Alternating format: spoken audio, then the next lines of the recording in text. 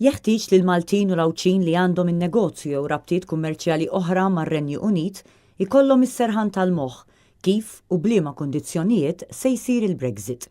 Hekk qal il-kap tal-Partit Nazzjonalista Adrian Delija meta llum attenda s-summit tal-Partit Popolari Ewropew fi Brussell, fejn flimkien mal-kapijiet ta' stat u mexxejja oħra tal-oppożizzjoni iddiskuta l-Brexit, l-immigrazzjoni irregolari u s-saltna ta' dritt. Adrian Delija qal li wara l-vot li l-Prim Ministru tar-Renju Unit Theresa May irnexxielha tirbaħ, xorta waħda fadal numru ta' mistoqsijiet li għad iridu jiġu mwieġba dwar il-Brexit u l-mod u l-kundizzjonijiet kif ir-Renju Unit se jkun qed joħroġ mill-Unjoni Ewropea.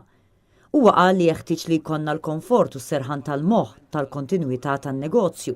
Dwar l-immigrazzjoni, Adrian Delija qal li l-immigrazzjoni irregolari hija fost l-aktar li qed tħasseb liċ-ċittadini madwar l-Ewropa. Huwa qal li bħala pajjiż jeħtieġ li nieħdu pożizzjoni ċara fejn nibqgħu inħarsu l-fruntieri u t-territorju tagħna. Il-kap tal-Partit Nazzjonalista qal li huwa surreali kif il-Ministri tal-Gvern qegħdin jgħawġu l-verità u l-konklużjonijiet ta' rapporti Ewropej, internazzjonali u tal-Awditur Ġenerali u qegħdin isejħulhom ċertifikat ta' best practice meta dawn huma kundanna ċara għall-Gvern.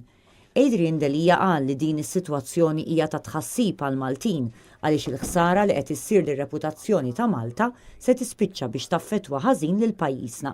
Għas-summit fi Brussell attendew ukoll il-President tal-Partit Popolari Ewropew Joseph Daul, iċ-Chairman u kandidat għall-Presidenza tal-Kummissjoni Ewropea Manfred Weber, il-President tal-Kummissjoni Ewropea Jean-Claude Juncker, il-President tal-Kunsill Ewropew Donald Tusk, il-President tal-Parlament Ewropew Antonio Tajani, il-kap negozjatur tal-Brexit Michel Barnier u mexxejja Ewropej oħra fosthom il-Kanċillier Ġermaniż Angela Merkel.